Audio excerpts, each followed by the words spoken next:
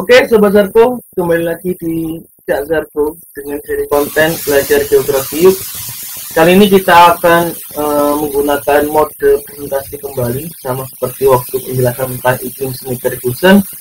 Dan materi yang akan kita bahas adalah unsur-unsur cuaca dan iklim. Mari kita simak bersama-sama.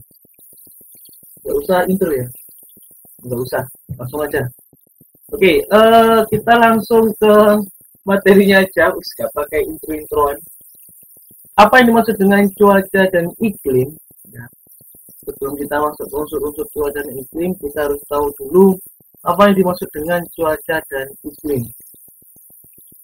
Keduanya sama-sama istilah yang menggambarkan tentang kondisi udara. Perbedaannya, kalau cuaca itu adalah kondisi khusus ya, di tempat tertentu dan di waktu tertentu. Contohnya di sini adalah cuaca Surabaya pada tanggal 20 Mei 2023 pukul 7.00 adalah cerah berawan. Di sini ada waktunya yang khusus, yaitu waktunya adalah tanggal 20 Mei tahun 2023 pukul 7. Spesifik banget ya. Dan kemudian sifatnya lokal ya, di Surabaya. Kemudian iklim adalah kondisi agregat atau keseluruhan mencakup wilayah yang luas dan merupakan kesimpulan dari kondisi udara dalam waktu yang lama. Ya, misalkan sekian tahun kita sudah tahu bahwasanya Indonesia merupakan negara yang beriklim tropis. Di sini cakupannya luas, yaitu satu Indonesia, ya, kemudian waktunya tidak dibatasi. Beda sama cuaca. Tadi cuacanya kalau hari ini mungkin beda sama yang lainnya. Tapi kemudian kalau iklim itu kondisinya adalah sekian tahun kita dapat menyimpulkan bahwasanya Indonesia iklimnya tropis. Lanjut. Nah, ini adalah unsur-unsur cuaca dan iklim. Ada 8. Yang pertama adalah penyinaran matahari, kemudian yang kedua suhu, yang ketiga tekanan udara, keempat penguapan, kelima angin, keenam awan, ketujuh hujan, dan kedelapan kelembapan udara. Silakan bisa di capture layarnya. Di sini ada tanda panah, artinya unsur cuaca yang mempengaruhi unsur cuaca yang lainnya. Contoh di sini adalah penyinaran matahari nanti akan berpengaruh pada suhu.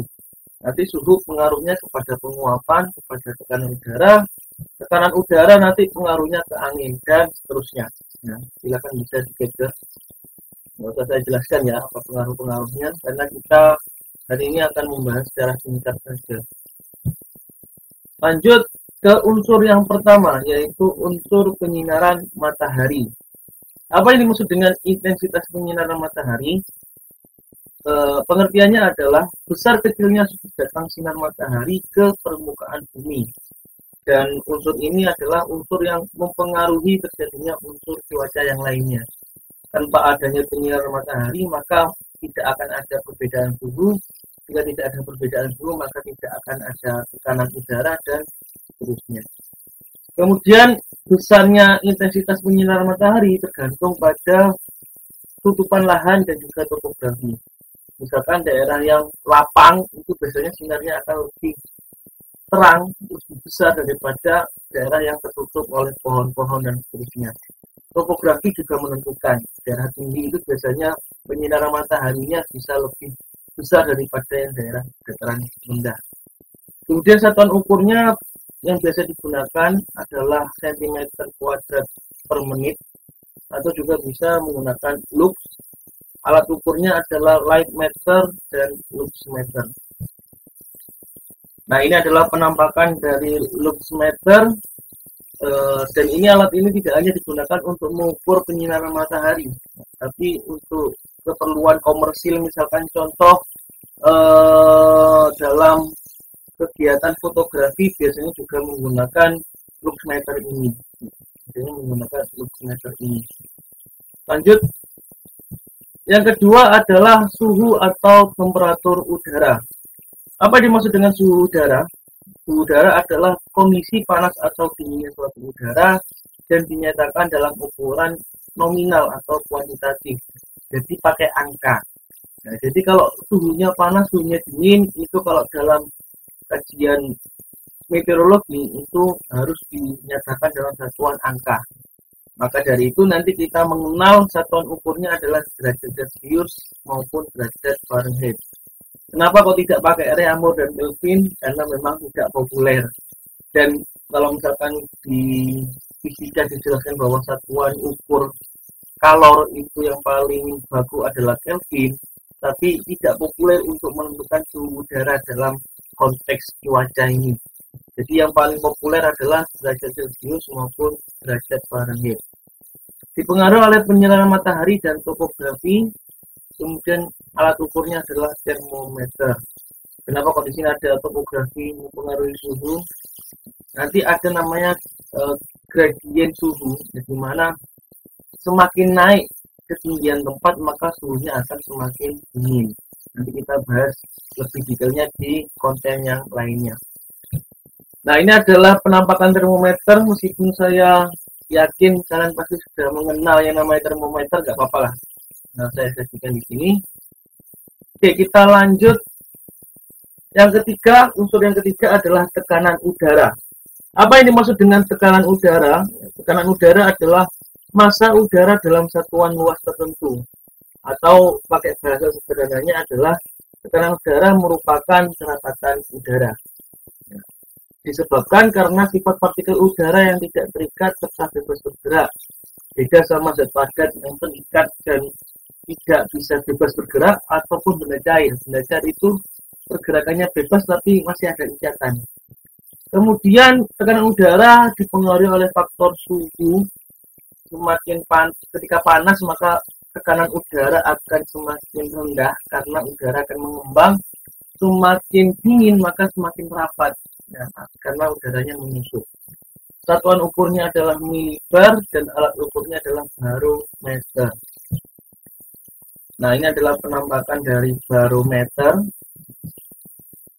Mohon maaf kalau terlalu cepat karena tujuannya adalah untuk menjelaskan singkat, ya. Selanjutnya adalah unsur penguapan. Penguapan adalah perubahan molekul air yang sebelumnya dalam kondisi zat cair menjadi zat gas. Apa yang mempengaruhi? Yang mempengaruhi adalah titik uap suatu zat cair karena suhu. Kita pasti tahu bahwasanya air itu punya titik uap, titik didih, dan seterusnya. Kemudian dianggap unsur cuaca dan iklim karena nanti mempengaruhi unsur cuaca dan iklim lainnya. Karena ada penguapan maka nanti akan bentuk awan. Karena ada penguapan nanti ada yang namanya kelembapan udara. Laju penguapan diukur dengan mengamati selisih volume air sebelum dan sesudah penguapan dengan alat panci penguapan atau namanya adalah evaporimeter. Nah, alatnya seperti apa? Nah, alatnya seperti ini. Nah, nanti akan kita simulasikan di konten-konten berikutnya. Mudah-mudahan bisa dipraktekkan nanti. Kemudian lanjut.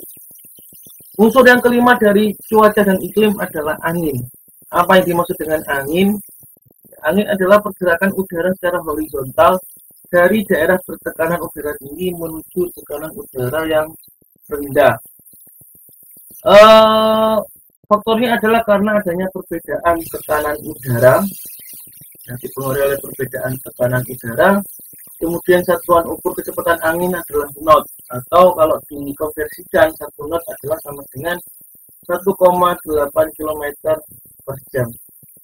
Kemudian alat ukur kecepatan angin adalah anemometer, sedangkan alat pembaca arah angin bisa bermacam-macam. Atau ada kalanya anemometer itu juga sekaligus untuk membaca arah angin. Membaca arah angin juga bisa digabung dengan alat anemometer ini. Kemudian alatnya seperti ini. Nah, ini adalah penampakan dari anemometer. Jadi di sini ada alat ukurnya dan kemudian di sini adalah untuk menangkap anginnya. Semakin kencang putarannya maka nanti kecepatan anginnya semakin cepat dibaca oleh anemometer ini. Lanjut, unsur yang keenam adalah awan. Awan adalah kumpulan partikel air, baik berupa tetesan air maupun kristal debu yang menggantung di atmosfer. Ini sudah pernah saya jelaskan kenapa kok bisa menggantung di episode ke-32. di video yang judulnya adalah kenapa hujan turunnya di sore hari. Nanti lengkapnya dari situ. Kenapa bisa ada awan? Yaitu karena adanya faktor penguapan dan angin. Untuk awan ini sebenarnya ada ukuran untuk berat atau ketebalan, ya, tapi supaya mempermudah ya untuk kita masih belajar ini, kita hanya membutuhkan satuan metrik untuk mengukur ketinggian, ya, kilometer atau meter. Kemudian alat mengukur ketinggian awan adalah ceilometer. Bagaimana alatnya? Ya, alatnya seperti ini. Ini adalah penampakan dari ceilometer. Lanjut ke unsur cuaca berikutnya, yaitu ada hujan atau presipitasi. Hujan atau presipitasi adalah jatuhnya titik-titik air dari awan ke permukaan bumi disebabkan karena konsentrasinya telah jenuh atau berat. Presipitasi sebenarnya tidak hanya hujan, namun juga bisa berbentuk kabut. Kemudian satuan ukurnya adalah milimeter. Kenapa kok pakai milimeter bukan pakai volume? Ya. Karena kalau pakai volume itu alat untuk mengukurnya gelas, ya tidak mungkin. Nah, karena kalau pakai volume maka harus menggunakan bak penampung yang cukup besar. Karena kalau volume maka tidak boleh ada air hujan yang benar-benar terlewat kalau volume. Tapi kalau misalkan pakai milimeter, ya, kita cukup ambil satu sampel untuk mewakili daerah yang ada di sekitarnya. Ya, kalau yang sudah melihat nonton video yang klasifikasi itu curah hujan, ya, curah hujan itu memang dinyatakan dalam bentuk milimeter. Alat ukurnya adalah ombrometer. Nah, ini adalah sebenarnya bukan penampakan ombrometer, lebih tepatnya adalah desain dari ombrometer. Jadi ada mulut corong, ya, dengan luas, kalau di BMKG itu pakainya adalah 100 cm atau 1 meter lubangnya, kemudian ada tabung penampung.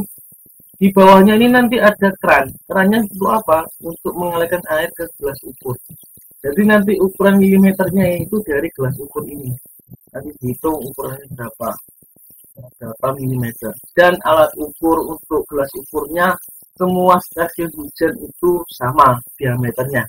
Jadi tidak ada perbedaan, ya, tidak akan ada ukuran yang relatif. Jadi semuanya kalau milimeter di Surabaya, kemudian gelas ukur di Mojokerto, gelas ukur di Gresik, Sidoarjo sama, milimeternya akurat, ya, jadi tidak ada perbedaan.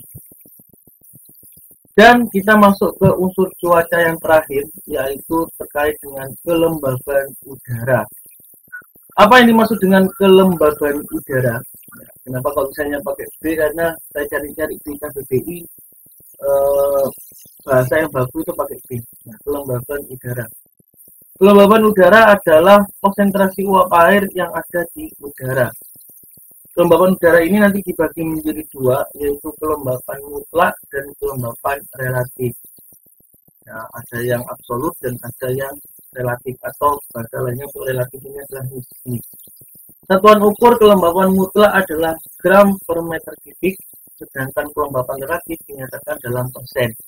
Nah, ini sebenarnya ada rumusnya, mungkin kita akan buatkan video khusus tentang perhitungan kelembapan. Kemudian alat ukur kelembapan udara adalah hygrometer. Nah, macam-macamnya seperti ini penampakan dari hygrometer. Mungkin ada yang ingin ditanyakan, silakan tulis di kolom komentar. Sekali lagi, ini adalah mode presentasi dan mohon maaf kalau suaranya memang kurang jernih, ya, karena memang menggunakan mikrofon seadanya, tapi mudah-mudahan ilmunya tetap nyampe. Sekian, sampai jumpa di konten berikutnya.